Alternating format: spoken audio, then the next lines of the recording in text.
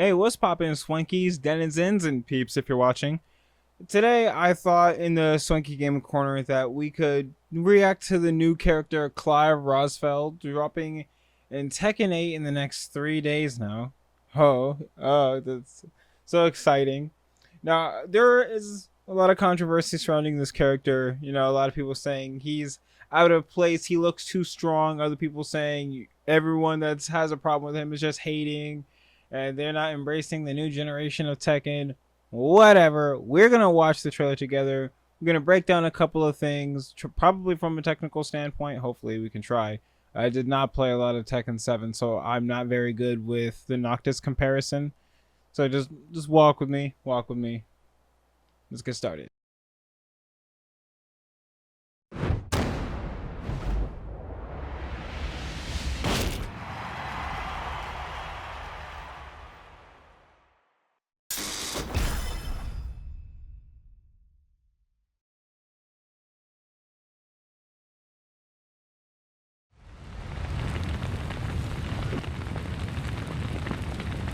On this, my sword I swear, to shield the Firebird's flame forevermore. Get ready for the next battle. Tekken 8. New challenger. I'm here to leave the odds. Any objections? Looking pretty good. Thought he was Dante at first. Clive Rosefield.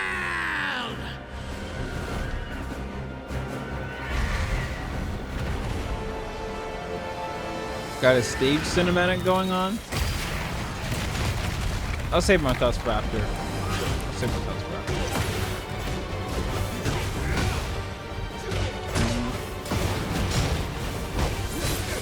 Characters looking strong.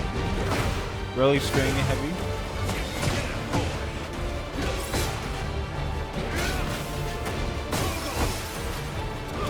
Woo. Things happening. But it's looking swanky.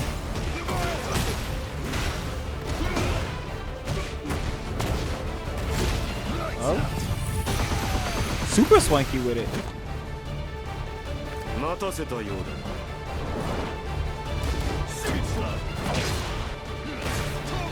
Oh. That was swanky as hell.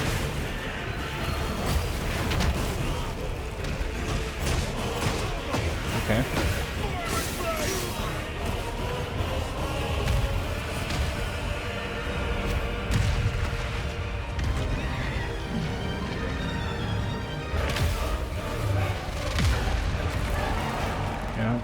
Another stage cinematic. Okay, here's the stage transition here, the final bout. And I, for hope.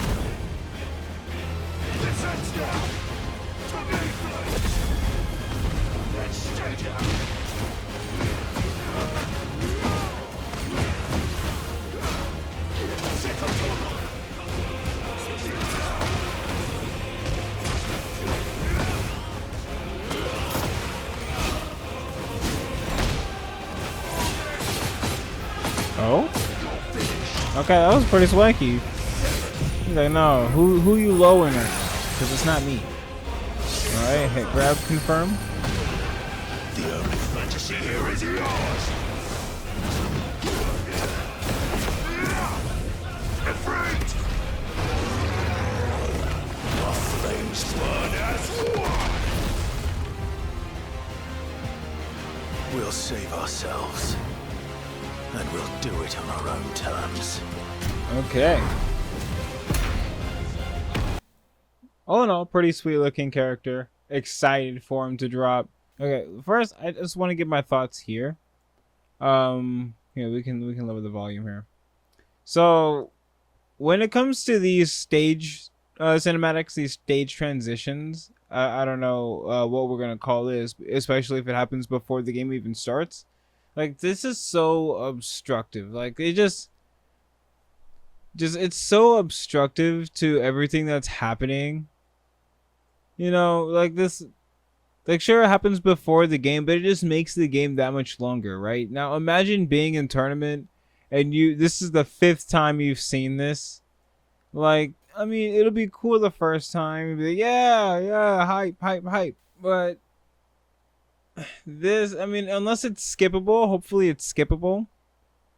It's just like that's a lot going on. Now, let's take a look at Clive. Really string heavy so far. Really string heavy. I'm sorry, I know nothing about Final Fantasy. Like, I know virtually nothing. Like, I've played some Final Fantasy games, but those were games on the PSP. I have no experience with these games whatsoever. That might change depending on how this goes. But I might get into Final Fantasy depending on how Clive is. Yeah. Anyway. So, going back to the analysis here. Let's see. Yep, okay. So, what's that? What's that? I'm gonna say that's down to 1. Like, he's got a just frame too, so he's got a just frame mechanic. So he's definitely got some priority here. He's gonna have some plus frames, and I think that's really the crux of what they were trying to show off with this trailer, is how plus and how much priority he has during his neutral, which makes sense. He's swinging a giant sword and he's wielding crazy magic, so he might be a character you have to respect if you don't understand like sidestepping and sidewalking. I'm hoping this character is match steppable, and there's some moves that I think we're gonna look at that I'm gonna hope we can sidestep. Like, for instance, looking at this move, like, you can't sidestep this. This could be a tracking, one of the homing symbols, the homing swipes, the homing smear. I don't know what it's called. I'm sorry. But this could be another version of that. And if you eat that mid, which that down 2 looks like it's definitely going to be a mid because he's swinging down. If you block the mid, you probably have to hold this. It's like Yoshi wall rising, what? Is it 2-4? Wall rising 2-4? The one that puts him in Manji Dragonfly? Yeah, it could be something similar to that. No, not that one. Sorry, I don't really play Yoshi. Anyway, so there's a really big chance that you might have to hold this. If you could probably sidewalk the mid. I'm hoping you could sidestep the mid, and then duck the high and get a punish off of that. But only time will tell. Easy basic strings. That looked like a high. You know, it was probably like a 2-1 string or a 1-2 string. See, that's the mid, and we go into a dragon uppercut right here. And this, I mean, it doesn't look like it bounds, but it might be like something it could probably be like a heat disengager for the follow-up, but it doesn't look like it. It looks like it expends some sort of meter or something. There's probably a resource behind this. Maybe it's locked behind, no, because see these EXs? Like, I'm calling them EXs, the glows that he's doing. These are more than likely tied to some sort of resource he has. Like, he's got to have some sort of resource, and it's not heat. Really fast orbital. I mean, super fast orbital. Like, you see how fast he was able to punish that? Like this, most characters will get hit here. But look at that. Just lightning fast. Get the summon off. I'm going to refer to Wolf as summon. Get the hell sweep into summon. Okay, there's your power crush. Heard it referred to as Titan parry. Ice wave. Leviathan. More Leviathan stuff. Yeah, let's go back to the Leviathan stuff here. Like, I have a feeling that this might be a hit grab. I'm pretty sure this is a hit grab. But this also has to expend that same resource. Either that or he has to go into different stances that we're not seeing. So he could have like different elemental stances. Or maybe he has strings that end with these particular follow-ups. But he's definitely going to have some sort of resource or some limitation behind these crazy moves. Because he's definitely not going to have this like for free. This is going to cost something. Because this is obnoxious. Let me see. What does it go into?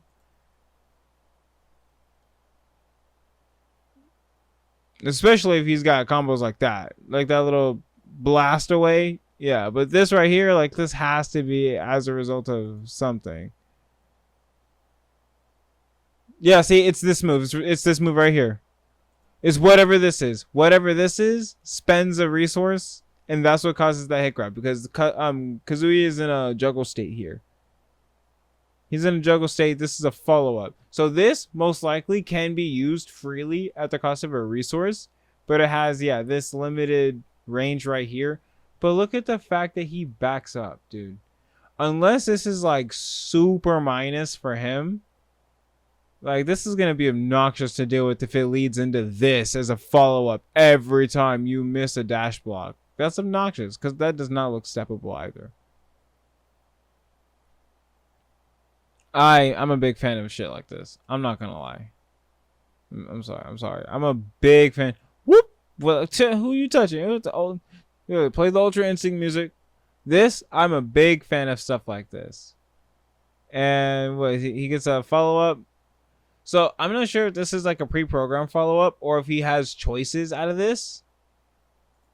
Because like getting this crumple right here, like that would be cool, but that sucks if you get a nice read like that and you don't get some sort of like launch out of it. I mean, I can understand why something like that would be busted, but that's probably just like a high parry. It definitely won't. It shouldn't beat mids. Don't let it be mids. Let it be a high only parry. Maybe because it's a strong parry because it goes up against kicks too. I don't know if it beats weapons. That reserve. That's reserved to be seen. But I'm really hoping that he has more options out of that cool weave. Okay, that's a throw. Wait. Was that the same string we saw earlier? That's the same string.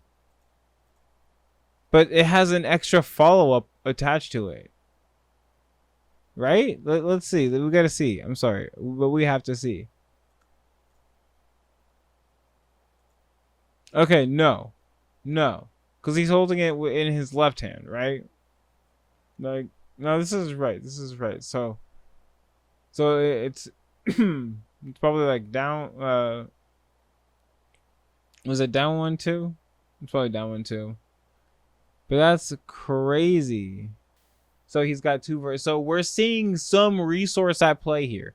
There's something at play here that's allowing him to take those extra plus frames, with the effects that we see with moves like these that we saw earlier. But the mid's probably like super minus, hopefully. Some EX stuff going on here. Once again, super obtrusive because you can't skip these, man. You can't skip scene trends. Well, yes you can. I'm lying. But there are some unskippables that happen. Right? I'm pretty sure I'm not crazy about that. I might be. Okay. Then here's the heat smash. Very similar to Devil Jin. Okay, big swings. I'm seeing Claudio and Devil Jin stuff mixed up here. Same string we keep seeing. That's going to be a crucial one. Keep remembering that string. Oh, another low parry. Once again, is that pre-programmed or...